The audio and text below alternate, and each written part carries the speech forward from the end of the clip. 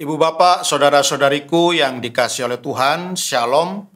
Selamat berjumpa kembali dalam Renungan Harian Katolik Paroki Tomang, Jakarta. Hari ini hari Senin, tanggal 1 April tahun 2024. Tema renungan kita hari ini adalah kebangkitan yang nyata. Ibu bapak, saudara-saudariku yang dikasihi oleh Tuhan, selama ratusan tahun banyak sekali orang cerdik pandai, para cendekiawan, para filsuf yang bahkan para filsuf yang tidak beriman, mereka seringkali bertanya, mereka seringkali mempertanyakan, apakah benar Paskah kebangkitan Kristus adalah sebuah peristiwa historis yang sungguh-sungguh terjadi di dalam sejarah hidup umat manusia. Mereka menyaksikan bahwa kebangkitan Kristus adalah sebuah peristiwa yang nyata, peristiwa yang terjadi sungguh-sungguh di dalam sejarah. Mereka berkata, jangan-jangan kebangkitan Kristus itu hanyalah sebuah kisah fiktif belaka yang digunakan oleh orang-orang Kristen untuk memikat banyak orang supaya menjadi Kristen. Dan peristiwa kebangkitan ini hanyalah isapan jempol belaka, hanyalah dongeng yang dipakai atau digunakan untuk memikat hati banyak orang sehingga mau menjadi pengikut Kristus. Banyak orang cerdik pandai yang menyaksikan, yang meragukan kebenaran peristiwa Paskah kebangkitan Kristus sebagai sebuah peristiwa sejarah. Oleh karena itu, seorang filsuf terkenal dari Jerman bernama Hermann Samuel Reimarus, dia hidup antara tahun 1694 sampai 1768.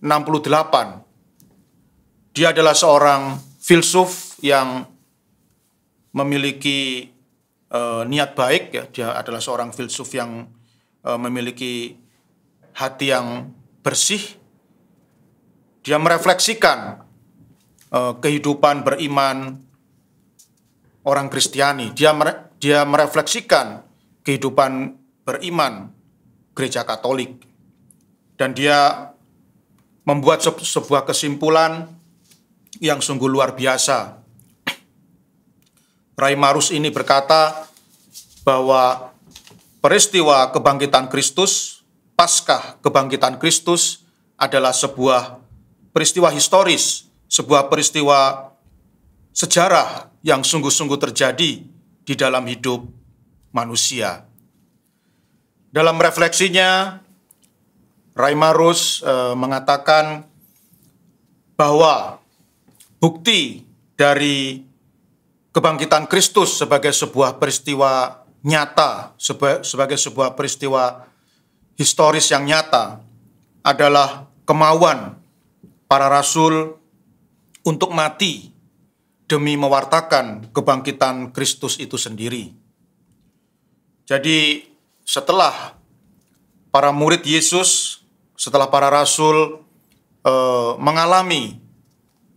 melihat dengan kepala mereka sendiri Yesus Kristus yang telah bangkit, mereka menjadi sangat bersemangat untuk mewartakan peristiwa kebangkitan Kristus itu ke seluruh dunia. Dan karena peristiwa kebangkitan Kristus ini memang sebuah peristiwa yang nyata, yang sungguh-sungguh dialami secara nyata oleh para murid Kristus, maka sekalipun mereka diancam dengan kematian, sekalipun para kaisar Romawi mengancam mereka, apabila mereka terus mewartakan kebangkitan Kristus, maka mereka akan dihukum mati.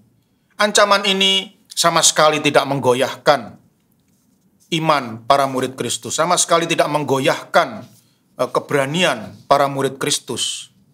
Mereka akhirnya memilih untuk mati sebagai martir, asalkan mereka bisa mewartakan peristiwa kebangkitan Kristus ke seluruh dunia. Bagi mereka kematian bukanlah persoalan yang besar. Bagi mereka mewartakan kebangkitan Kristus itu jauh lebih berharga daripada nyawa mereka. Maka akhirnya ya kita tahu ya hampir seluruh murid Kristus itu akhirnya mati sebagai martir, dibunuh oleh Kaisar Romawi karena kekerasan hati mereka, karena ketegaran hati mereka untuk mewartakan kebangkitan Kristus. Dan akhirnya apa yang diwartakan oleh para murid Kristus ini sungguh-sungguh dihayati oleh umat gereja perdana. Jadi umat yang akhirnya menyerahkan diri menjadi pengikut Kristus juga menjadi yakin akan peristiwa kebangkitan Kristus ini karena pewartaan para murid Kristus. Dan keyakinan itu juga yang membuat umat gereja perdana juga berani mewartakan kebangkitan Kristus sekalipun nyawa adalah taruhannya, sekalipun nyawa mereka adalah kurban yang harus mereka bayar. Jadi makanya di zaman gereja perdana, itu zaman gereja di mana para murid Kristus masih hidup, para rasul masih hidup. Di zaman itu ada begitu banyak, ada ribuan martir yang mati di tangan para kaisar Romawi karena mewartakan kebangkitan Kristus. Mereka memilih lebih baik mati daripada tidak mewartakan kebangkitan Kristus sama sekali. Maka dari kenyataan sejarah ini, Herman Samuel Reimarus dengan sangat yakin dia menyatakan bahwa Paskah kebangkitan Kristus adalah peristiwa historis, peristiwa sejarah yang sungguh-sungguh terjadi dalam sejarah hidup umat manusia. Sebab kalau tidak mungkin gereja Katolik ini berkembang sampai hari ini, berkembang dengan pesat. Bahkan dari data sensus itu sudah jumlah umat Katolik di seluruh dunia ini sudah 1,5 miliar orang, ya. Jadi sudah 1,5 miliar penduduk dunia ini menjadi pengikut gereja Katolik. Dan sumber kekuatan gereja Katolik tidak lain adalah kebangkitan Kristus itu sendiri. Jadi kalau kebangkitan Kristus ini adalah hanya isapan jempol saja, hanya sebuah dongeng, bukan peristiwa sejarah yang nyata, ya, bukan sebuah peristiwa historis yang sungguh-sungguh terjadi, maka rasanya mustahil gereja Katolik ini bisa eksis sampai hari ini. Justru keberadaan gereja Katolik yang tetap eksis sampai hari ini dan berkembang dengan pesat adalah bersumber dari kebangkitan Kristus. Kebangkitan Kristuslah yang menjadi sumber kekuatan bagi hidup gereja dari sejak 2000 tahun yang lalu sampai hari ini. Ibu bapak, saudara-saudariku yang dikasihi oleh Tuhan, dalam Injil Matius bab 28 ayat 8 sampai 15 yang dibacakan dalam perayaan Ekaristi hari ini, dikisahkan tentang kepanikan para imam kepala dan orang tua-tua Yahudi yang panik karena mendengar bahwa peristiwa kebangkitan Kristus, peristiwa Paskah ini sudah didengar oleh banyak orang. Dan banyak orang akhirnya menyerahkan diri, ya terutama orang-orang Yahudi yang akhirnya menyerahkan diri kepada para rasul untuk menjadi pengikut Kristus. Semakin lama semakin banyak orang Yahudi yang memutuskan menjadi pengikut Kristus karena mendengar berita kebangkitan ini. Dan tentu ini membuat para imam kepala dan orang tua-tua Yahudi menjadi panik. Ya, mereka tidak senang. Maka di dalam Injil kita bisa membaca sendiri, akhirnya mereka pun, para imam kepala dan orang tua-tua Yahudi ini akhirnya menyusun sebuah rencana jahat untuk mengelabui masyarakat bahwa Yesus Kristus sesungguhnya tidak pernah bangkit. Kebangkitan Kristus hanyalah isapan jempol saja. Peristiwa yang sebenarnya terjadi adalah jenazah Yesus dicuri oleh para muridnya. Jadi tidak ada kebangkitan Kristus. Yang ada hanyalah jenazah yang dicuri, jenazah yang lenyap karena dicuri oleh para murid Kristus. Namun Ibu Bapak, Saudara-saudariku yang dikasihi oleh Tuhan, tampaknya rencana jahat para imam kepala dan orang tua Yahudi ini nampaknya gagal total, ya. Rencana jahat yang mereka susun ini sepertinya tidak berhasil. Dan ini terbukti ya selama ratusan tahun sampai hari ini umat Kristiani sungguh-sungguh yakin, sungguh-sungguh percaya bahwa peristiwa kebangkitan Kristus adalah sebuah peristiwa yang sungguh-sungguh terjadi di dalam sejarah hidup manusia. Sungguh-sungguh peristiwa historis yang nyata.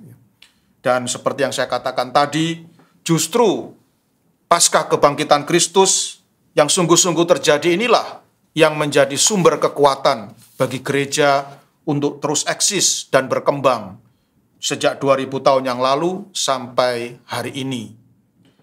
Oleh karena itu, Ibu Bapak, Saudara-saudariku yang dikasihi oleh Tuhan, marilah kita tidak perlu ragu lagi, ya, seperti orang cerdik pandai, para filsuf yang sangat mengandalkan logikanya itu. Kita tidak perlu ragu bahwa pasca kebangkitan Kristus itu sungguh-sungguh terjadi atau tidak. Ini adalah sebuah problem yang sudah selesai, problem yang sudah tidak perlu dibahas lagi. Karena sejarah telah membuktikan bagaimana mungkin gereja Katolik ini hidup selama 2000 tahun dan terus berkembang kalau ternyata kebangkitan Kristus itu tidak sungguh-sungguh terjadi. Justru itu adalah sesuatu yang mustahil, sesuatu yang tidak masuk akal.